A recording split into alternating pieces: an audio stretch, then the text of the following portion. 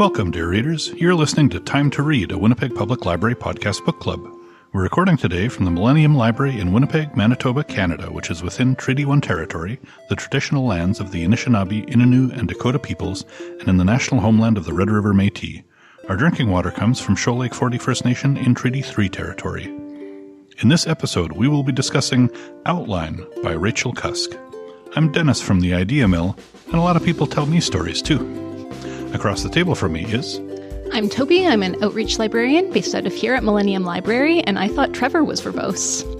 And speaking of, across the table from me is... Hi, I'm Trevor, and I'm usually at the Louis Riel Library, and one day I hope I am sitting next to a Greek businessman who befriends me and takes me out on a boat. A good book can carry me away from an average and ordinary day, yeah.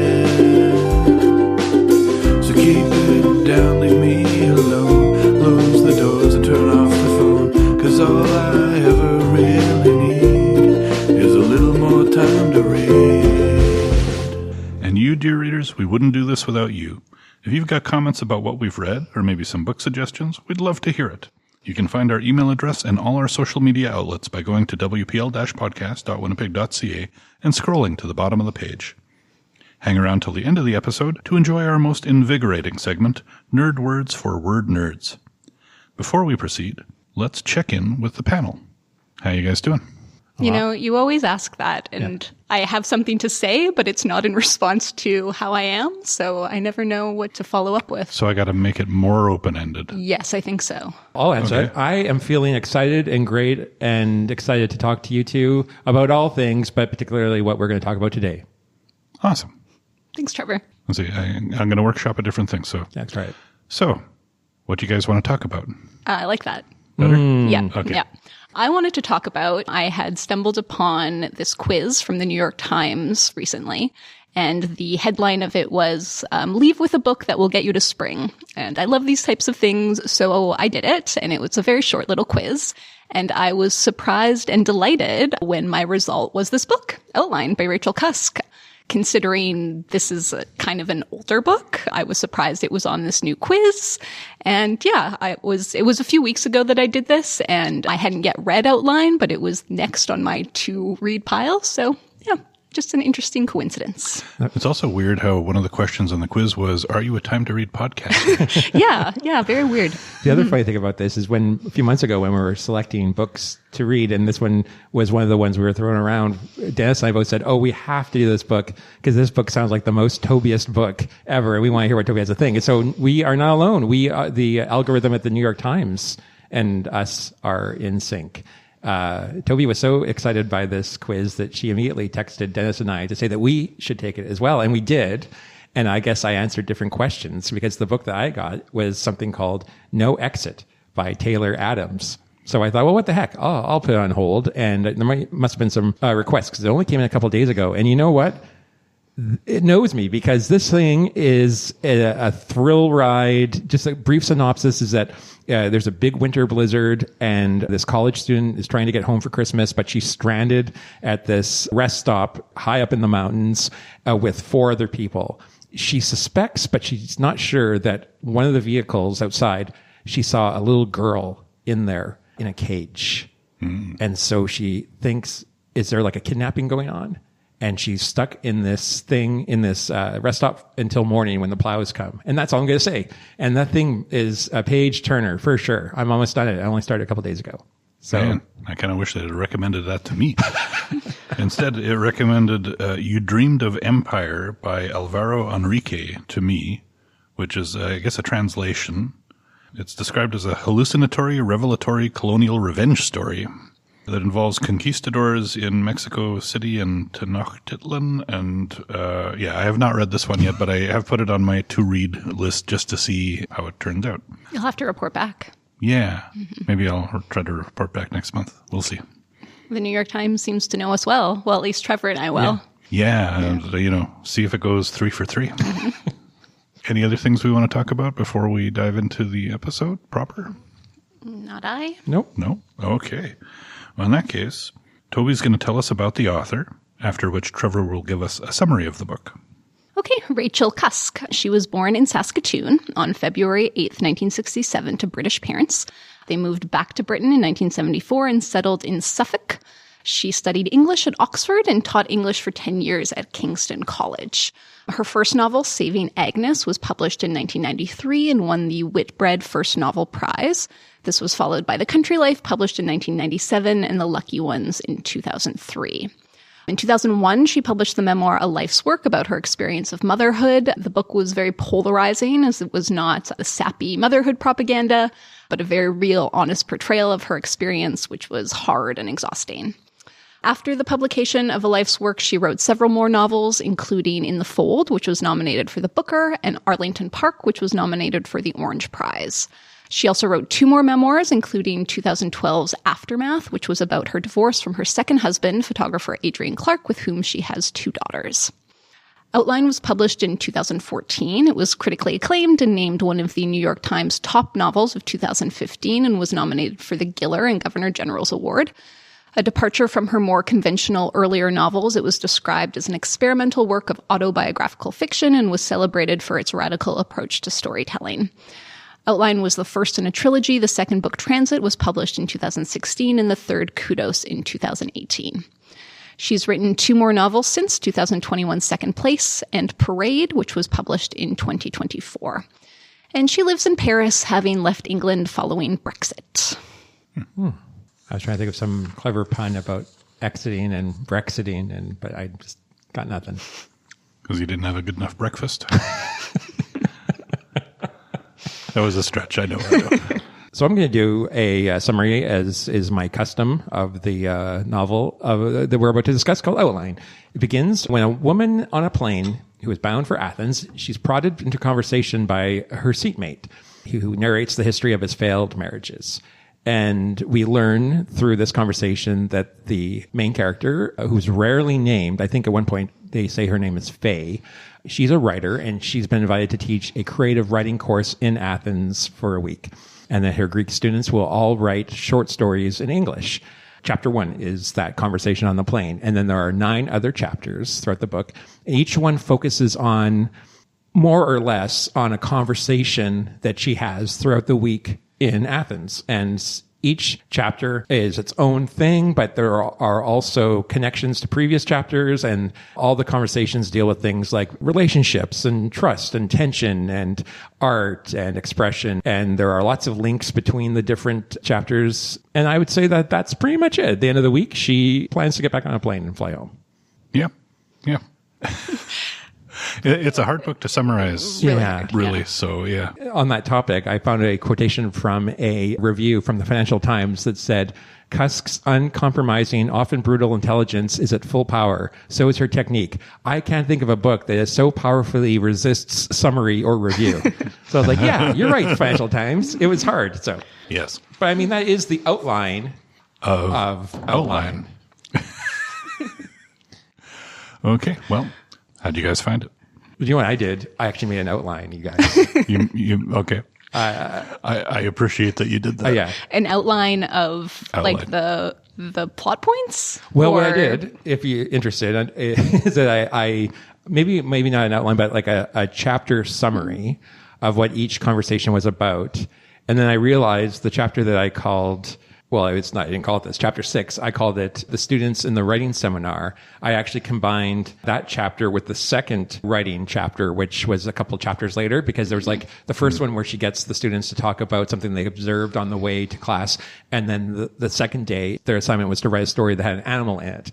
And at that point of the story, I'm jumping ahead, but like at that point of the novel, I was kind of like, I don't care about these students. Like, I don't care about their names or everything. But then going back, I realized that maybe that's important. So I made a list of all of the students and then what they said on the first day and what they said on the second day and matched up and all this. It's crazy, right? I feel like I should have like a bulletin board with like, you know, pictures with strings between things and stuff, like I'm trying to solve a serial murder or something. But yeah, so I did that. I just was really excited that I took the effort to make this outline. I wanted to share that with you.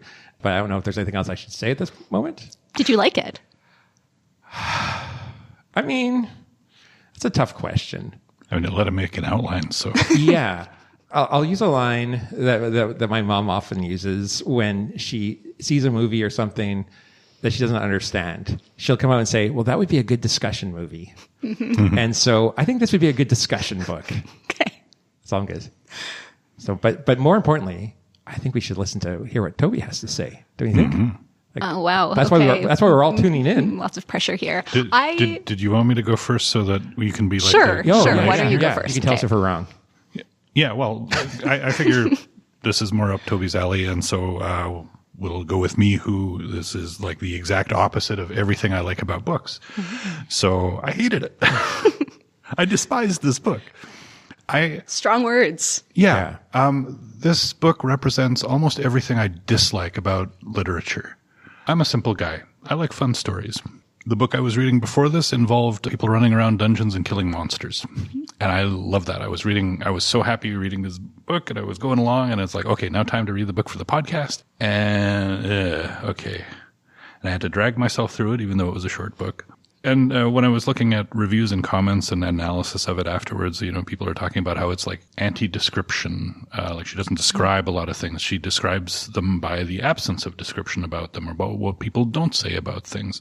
I suppose there's a place for it. And if you like this book, I'm not saying that you suck, but I'm just saying it's not what I read books for at all.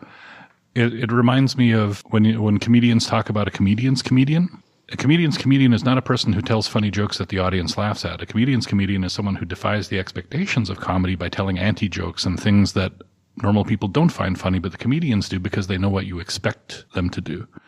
But I'm not a literary writer. I'm not one of these people who overanalyzes every theme and thing to death. And so to me, this book, I can understand some of the things that she's trying to get at, but I don't find it interesting at all. You didn't find it compelling, even in like a kind of a boring way? No, this is a book I never would have started on my own. And if I had started it, I would have stopped, I think, at minimum by the time she was talking to her students. That one student who was like, you're a terrible teacher, I'm leaving and complaining. I was like, yes. That's me right there, leaving the classroom and saying, I'm done with this. I just found it, I don't know. Nobody talks the way that the characters in this book talk. No one talks about themselves the way people...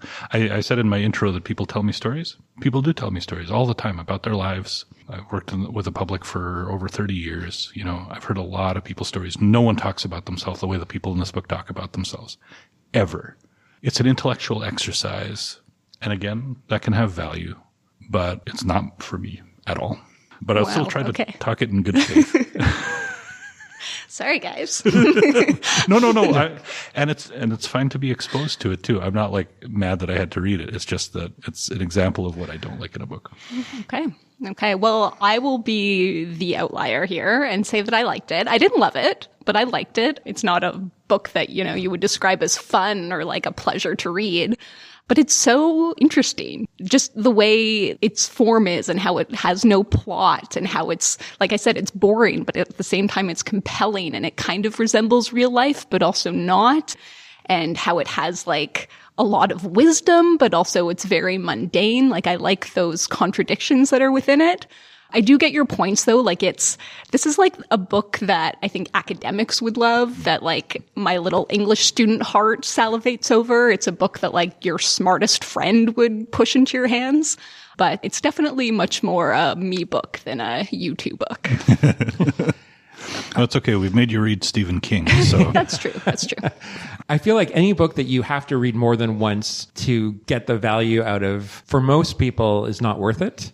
And what I mean by that is that I read through it and like I was saying in my sort of little intro, I didn't care about her students to the point where I didn't really even keep their names straight until I started making an outline, because I knew I'd have to talk about this book intelligently. So I want to have something to say. And so I went through it a second time, and the second time through, I was picking up on these little themes and threads, like about relationships and trust, that are woven throughout all these stories. So she does have a thesis that's drawn out of all these characters, but it's woven into the fabric of the book.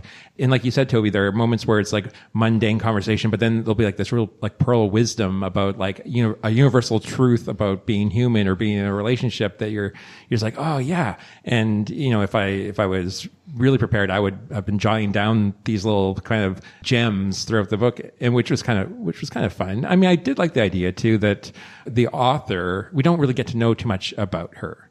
at all. In fact, one of the stories that I was reading, I was like, oh, we're getting a lot. And I was like, no, that's not actually her story. That's a story that's being told by one of the students. It was the one about the dog. Oh, that story stood out among Mimi, the dog that she them. abused. And I'm like, oh my God, this woman's a monster. Then I went right closer. I go, no, this is actually a story of a story of a story. And it's not clear though. No. Because she says the thing that happened was that the person, Stavros, came by and showed them the dog and they were going to get the dog. And Not just show them the dog, show them the bitch. And she suddenly realized, wait, we had a dog 2 years ago. And it's like, did you tell a story about the dog? Like it was described in a way where it's unclear. But the impression I got from it was that she was describing, the story she was telling was an actual thing that happened, because where else do you make yourself a person who abuses animals as a story? But that the student was telling it, or was the narrator? The student was telling the story about the dog. That's what I got too. Yeah, because then she said, and then that's the story I wrote after Stavros left, and I put she's like, I made my kids go to bed, right after supper, and then she sat down at the table. She wasn't going to write a story. Remember, she's like, oh, I realized I'm not really a writer or whatever, and then Stavros and his dog came over, and then that was the story. So imagine she was up quite late writing the story about Mimi. But you're right, it was like not clear. Yeah, I mean, there's so many stories within stories, you sometimes forget who's speaking, like who the storyteller is. And in the 2 chapters that were like the English class, sometimes someone would be in the middle of the story and someone would interrupt and tell like a mini story, or her phone would ring. It would be her son, or it would be the bank manager, and she would take a break, and then when she'd come back, whatever momentum that was being told was kind of lost. And it was not clear cut. Also, I think there was at least once where someone was telling a story, and then the person in the story started telling a story. So now you're 2 stories in. The writer who was telling the story of meeting that like Polish writer when she was on the book tour. Yes. Yeah. You were talking a bit about writing down quotes. I did mark some quotes from this that describe the type of thing I hate. Reality might be described as the eternal equipoise of positive and negative, but in the story the 2 poles had become dissociated and ascribed separate, warring identities.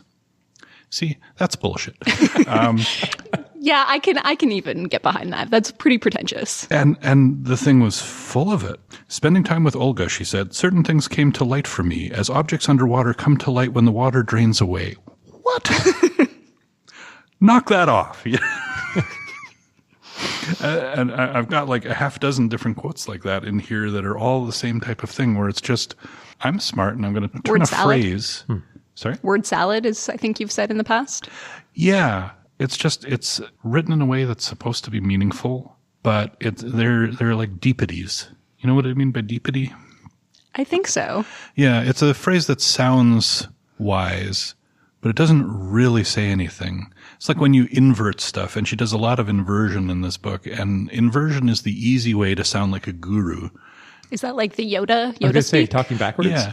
Well, not just that, but like to become yourself must become. If you say something like that, it doesn't mean anything, but it sounds good, especially if you modulate your voice in a certain way. But you can also, you can say something like that, and then you can spend an entire paper explaining what it means, Well, you can, yeah. Or what you think it means. But it's so open to interpretation that you give 2 different people the same thing, they will come up with wildly different things. Yeah. I have a good example of what Dennis is talking about. Is when her friend Elena, I'm not sure she says, you need to be frank if you expect frankness in return. And that was one of the ones I wrote down. I was like, oh, I like that. But then, I realized it's kind of Yoda-esque.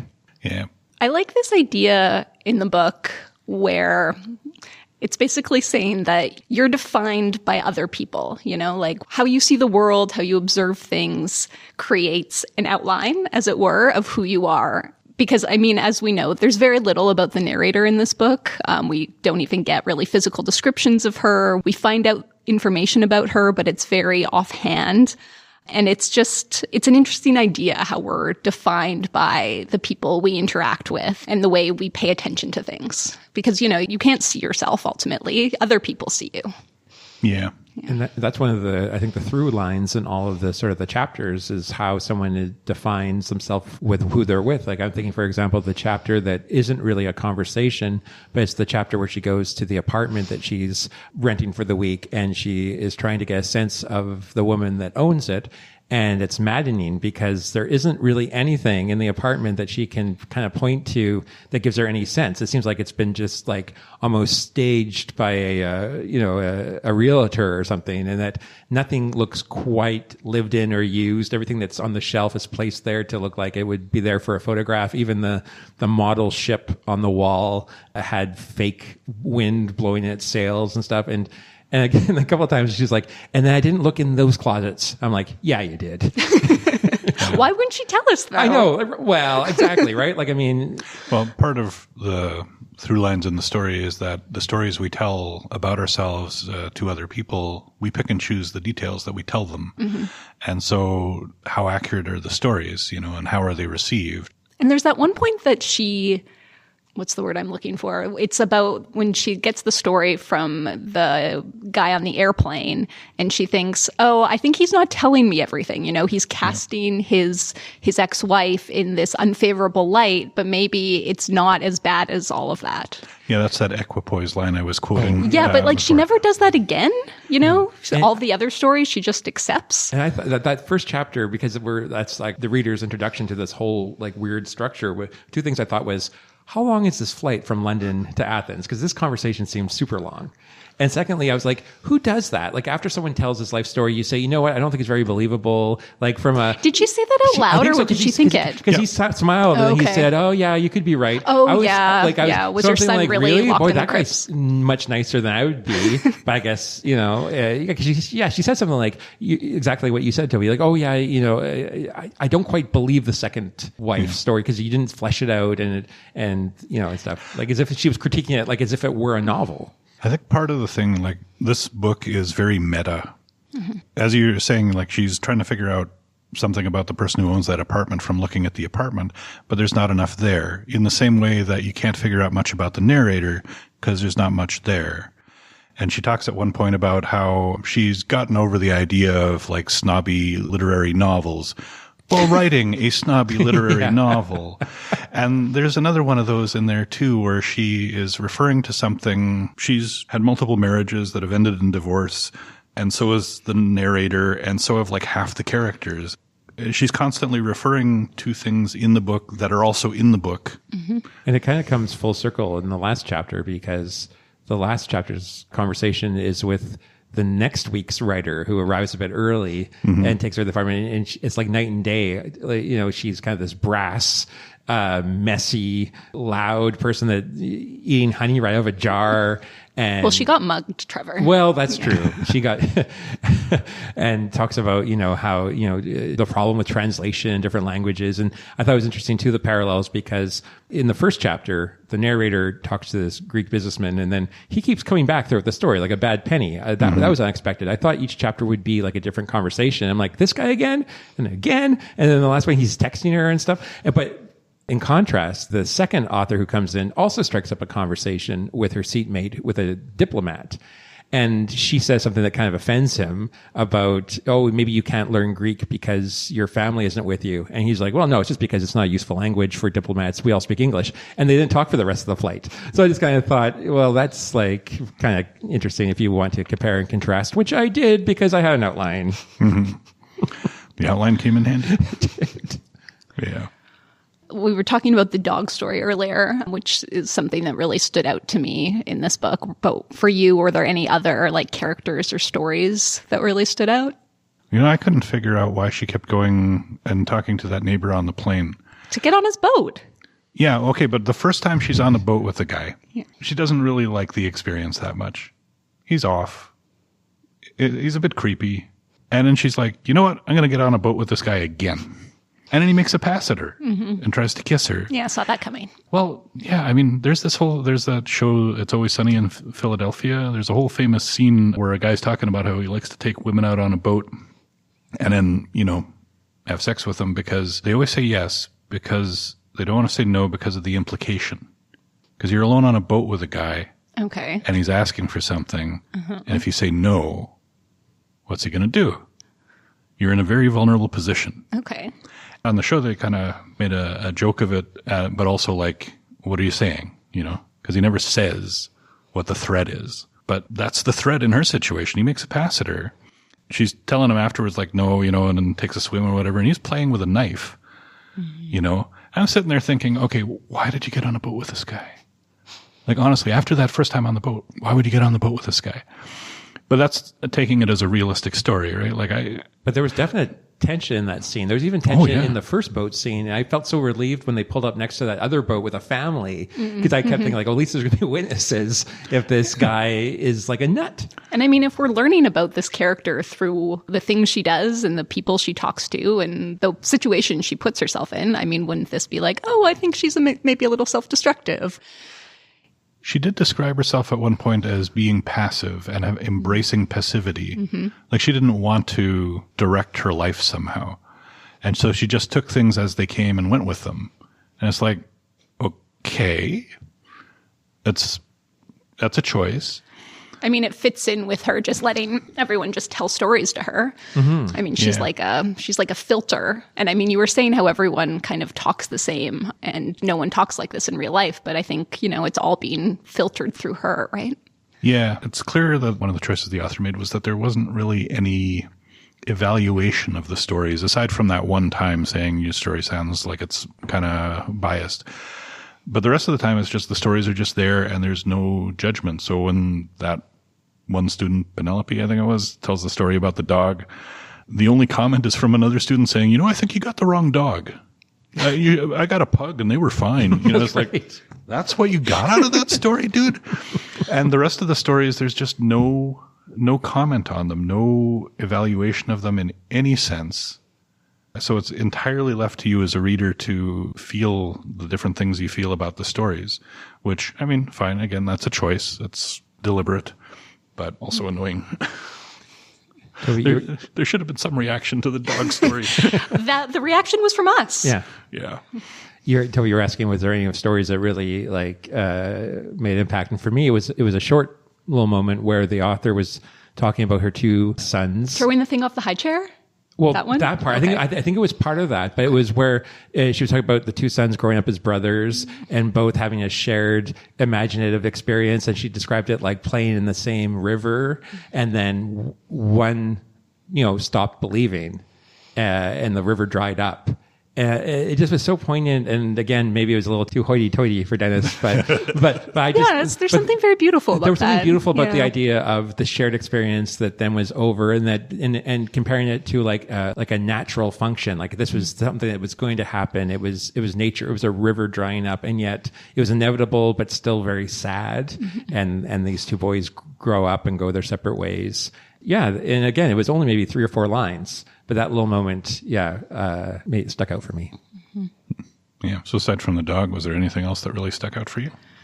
The moment that Trevor was just talking about, and also her, I think it was the narrator talking about her children throwing things off their high chair and being inconsolable about it, and then her picking the item back up and giving it to them and then being delighted by that, and just how interesting that experience was, and how she thought that the baby thought that his bad mood, like his crying, was what was bringing the object back. I thought that really stood out to me. Yeah.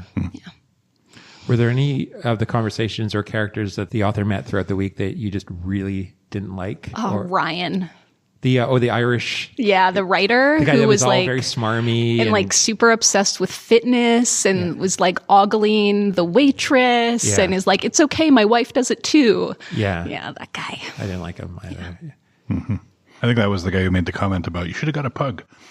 No, because that would have been a student, wouldn't it? Wasn't he a student? No, he was a a colleague. Yeah, he was the other, the writer that was there the week before, and the one who was like from Ireland, and he had that story about being a fat child, and right, and then going to everything America, was damp. getting his book published, and having a ballerina as a girlfriend, and the brother that was shell shocked. Yes, yeah.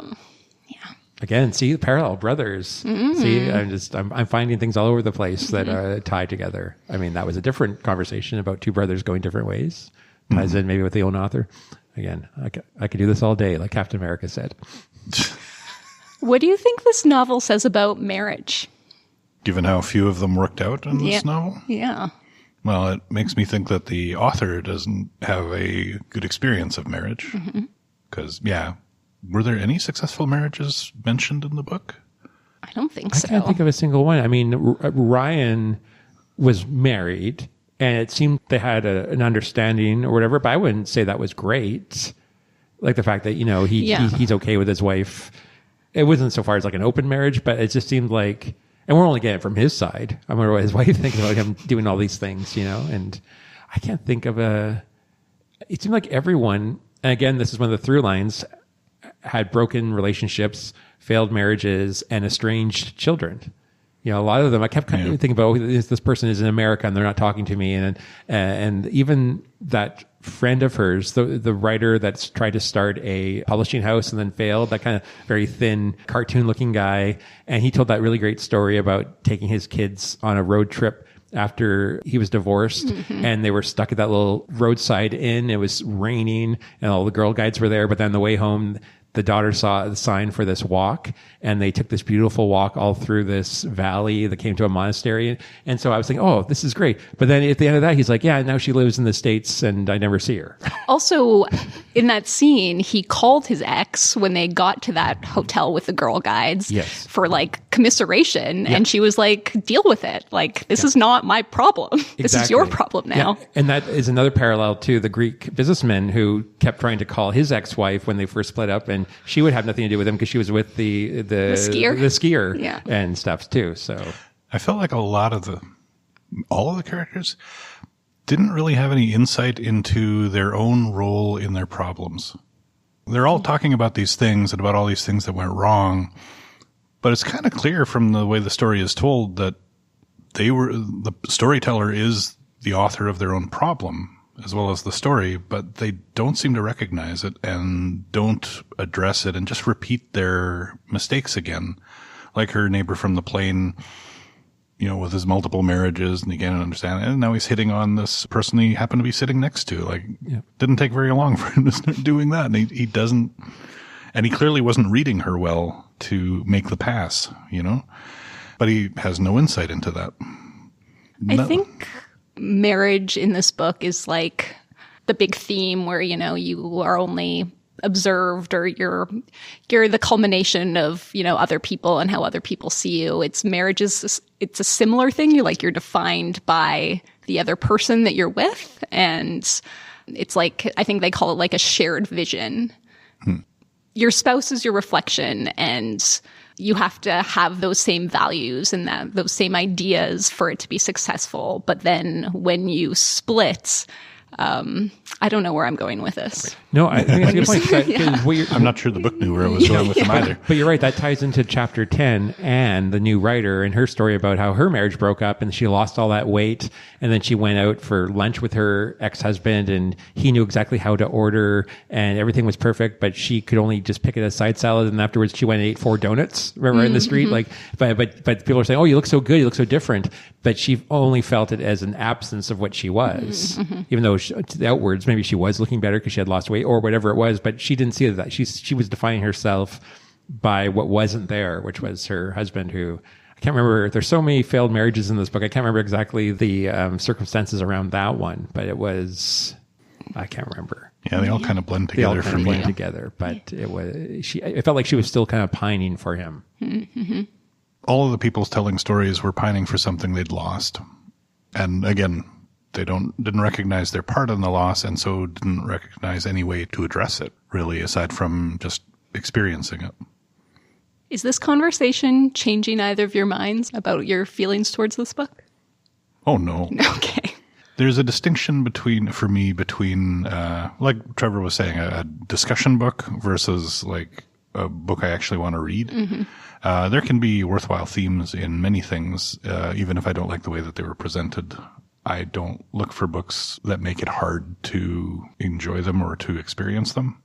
And this book does that. I remember reading once that if you use a font that is difficult to read on a piece of text, people's recollection of the text is stronger than if it's an easy to read font, partly because it's a little more work to read. And there is a school of thought that is how you have to teach. You have to make things a little harder for people to grasp in order to carry your lesson through. And there are a lot of people who believe that and work that way. But that's maybe a distinction. Like when I'm reading fiction, I'm not reading it because I'm trying to draw a big life lesson from it. You know, sometimes you do anyway, even when it's a well-written book that's easy to read. But yeah, this book is written for people who want to have that extra work involved. Like this one comment I saw about the book is that she doesn't make it easy for the reader. She says, it's up to you to draw all the meaning from this. If you like that, if that's your thing, then she's done it in spades. Yeah. But it doesn't change how I feel about the book for myself. Fair enough. For me, I wasn't 100% sure how I felt about this book coming in. And I mean, with this discussion, I think it's great. I think this is the perfect kind of book that I would recommend to somebody that's saying, what would be a good book for a book club? And I would 100% recommend this book. I would not have read this book on my own for pleasure. It's no Exit by, what's the guy's name? Taylor Adams, that's for sure. But I do think if you bang your head on this book long enough, it will yield some truths that are worthwhile. But you do have to do that banging. It makes you work for it. I don't know about that. I think you could read it more passively and still get something out of it. Maybe you're just naturally more like dialed into that kind of writing. Fair enough. Like I like things that blow up. I was, as I was reading this, I was like, how are we going to talk about this book? There is no plot. What are we going to do? But I'm pleasantly surprised by how much we have to say. Yeah. We didn't get even into the religious overtones of some of the names. Christos, Constantine. No, nothing. No, I didn't get that at all. I got that. I put that in my outline. Yeah. Ooh, see, it's got depth. Yeah. I don't know what it means though. If I was like, oh, that sounds like Christ. Well, that sounds like Constantine. I mean, this is a book that I'm sure there are many academic papers written about it. And I mean, I feel like you could write a whole thesis on any chapter, there's a lot there. I think this is the type of book that wins awards. Yes. And it is. It does. Yeah. And it's the type of book that the New York Times likes. Yes. Yeah. And Toby, you had mentioned in your summary that this was part of a trilogy. And I was curious about the other two books in the trilogy. So I ordered the second one in Transit. Yeah, it's kind of the same. Yeah, and interestingly, I read Transit like a decade ago. I don't know why I read the second book in a trilogy. I think it was recommended to me by someone, and I had very little recollection of it. But it's not a trilogy that you need to read in order. Not at all. Like I think even calling it a trilogy is a misnomer because I don't even know if it's chronological. Because it talks about her buying a house with her two sons and... Yeah, I think I read the first chapter. I mean, it's the same narrator and the same style where it's, conversations, but that's, I guess, the big commonality. Yeah. Did it go into any depth on whether she got a different loan or? I didn't get that far. Okay. I've also read Rachel Cusk's memoir, A Life's Work, her motherhood memoir, and I loved that. So if that's something you're into, that's a really good one. Mm-hmm. The one where she tells it like it is. She tells it like it is, yeah. Yeah. Well, do we have any other things we want to discuss about the book before we move on to our next segment? I think I've said everything that I think I need to say. Yeah, Got same. Yeah? Okay. I guess we've also said kind of our recommendations. Mine is no, unless you're really, really into this type of thing. You would recommend it? Yeah. Like I said, liked it, didn't love it. I think you have to kind of be in the right mood for it, and you have to know what you're getting into. This isn't like a page turner. This is a more thoughtful, quiet book. But I like those sorts of things. Yeah, and I would give it a qualified recommendation. This book definitely would not be for everyone, but for a particular crowd that would like to really think about things and talk about things and want a book to be more than just plot and entertainment, then yeah, I would recommend it to those types of people and groups. Okay. Let's move on to Can You Tell Me a Book I Would Also Like? Who wants to start? I can start. So as we discussed, one of the big themes in this book is relationships between men and women, and many, if not all, of the characters are divorced. So I'm recommending a memoir. It's called You Could Make This Place Beautiful by Maggie Smith. Maggie Smith, not the British actor who died last year, but Maggie Smith, the American poet. And this memoir is an account of the author's divorce and its aftermath. So Maggie Smith is a poet. Her poem Good Bones about raising children during difficult times went viral after the 2016 Orlando nightclub shooting.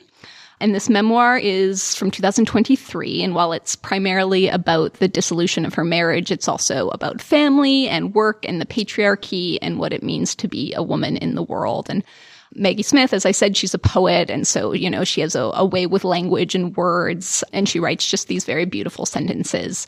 And much like Outline, the form is kind of innovative as well. It's written in very short chapters and vignettes. And there's a bit of musing on form and narrative, which we also get in Outline.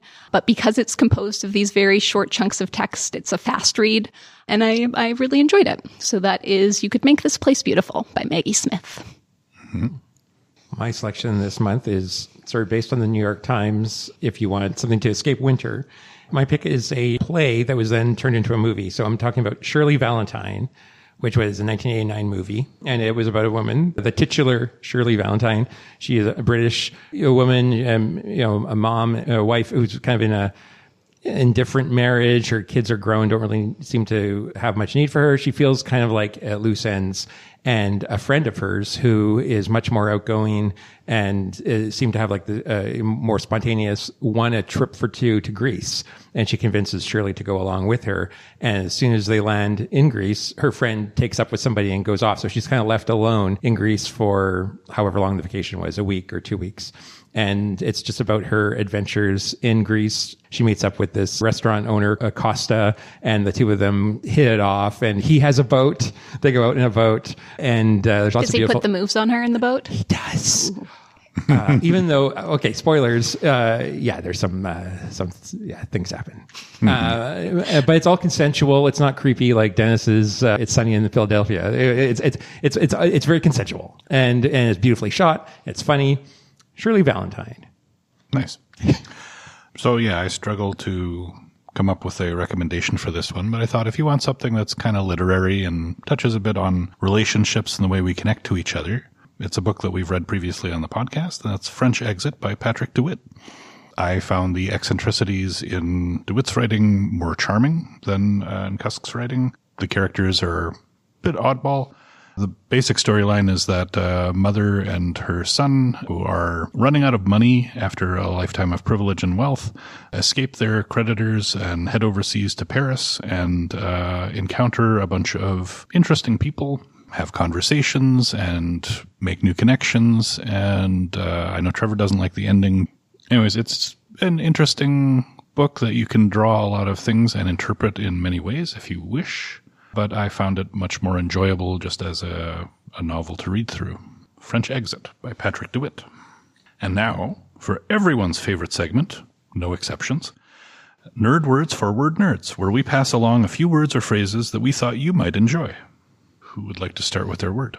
Sure, I'm happy to go. My word this month came out of doing a crossword, and I had all of the across words right, but the down clue didn't seem like it made any sense, but it was correct. And the clue was safecracker. And the answer is YEGG, Y-E-G-G. So I was like, that can't be right. I'll look it up. But in fact, a YEGG or a YEGGman was a old-fashioned term from the early 1900s for a safecracker or a thief. And it was sort of part of like hobo slang.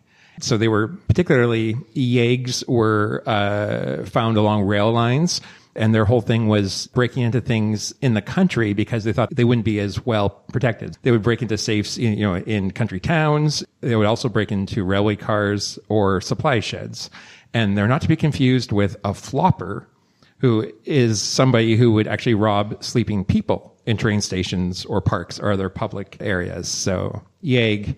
And I'm also wondering if maybe, did I just uncover the meaning behind I'm the walrus? Cuckoo, cuckoo. I'm the YEGG man. Okay. YEGG. Can I say one more thing about YEGG? Please. In my travels, I discovered a fantastic website, which I'll put a link to in the show notes. SSOIH, which is the Secret Society of Internet Hobos. And it's over 1,000 hobo slang terms and definitions. And it's a treasure trove. And I think I will have a nerd word for the rest of all time if I just go back to that website. So I'll put a link to it. It's fantastic. That's nice. Where YEGG and flopper both comes from. Excellent. All right. So totally different word from you. Mine comes directly from the book. In the first chapter of Outline, the narrator, she's on a plane and talking to her seatmate. And he says, "My parents were ship owners. The family business was an international enterprise, despite the fact that we had lived until then on the small island where both of them were born, an island you would certainly not have heard of despite its prolixity to some well-known tourist destinations." To which the narrator replies, "Proximity. I think you mean proximity." And things like this, when a character stumble, really stick out to me because this, of course, is a deliberate choice the writer makes.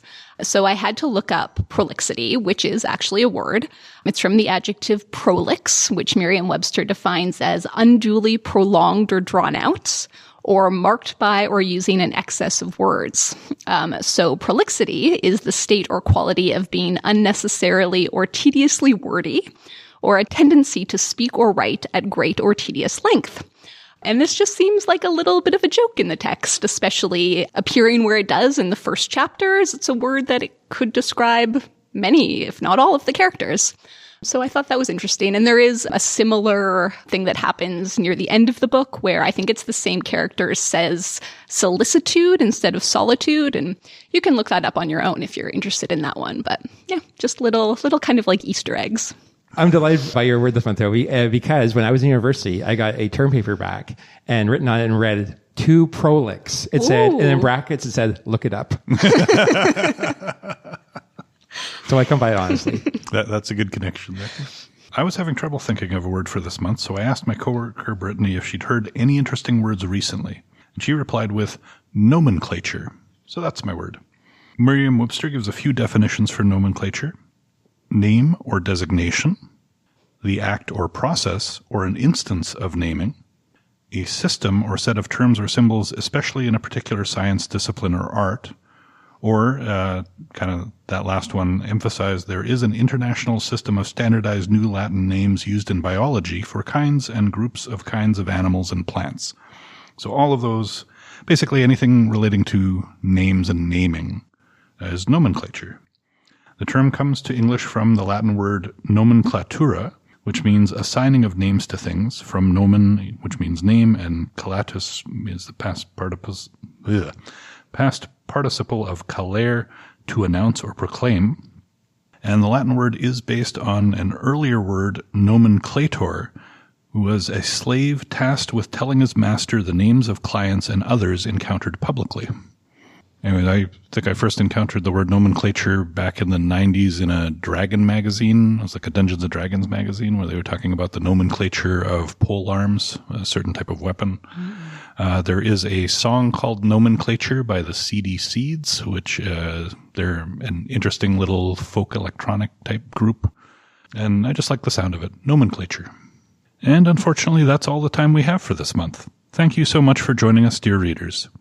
For our next episode, we've invited Winnipeg Public Library's writer-in-residence, Nora Dector, to join us as we discuss Bad Cree by Jessica Johns.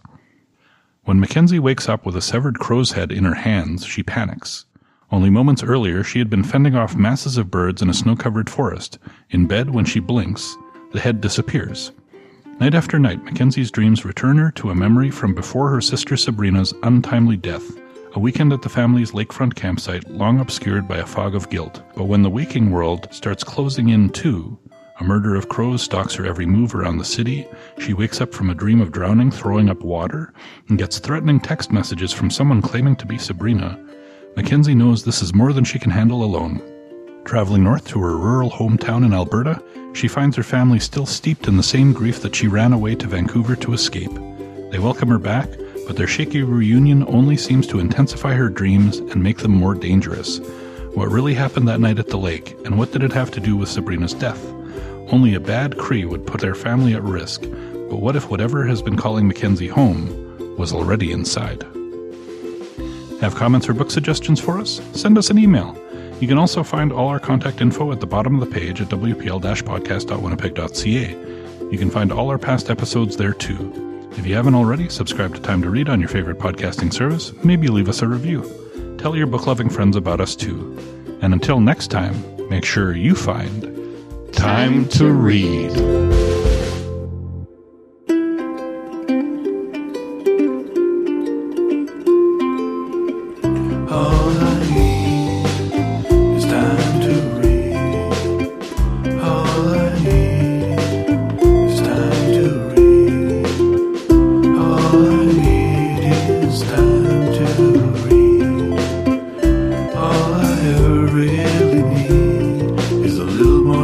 to read.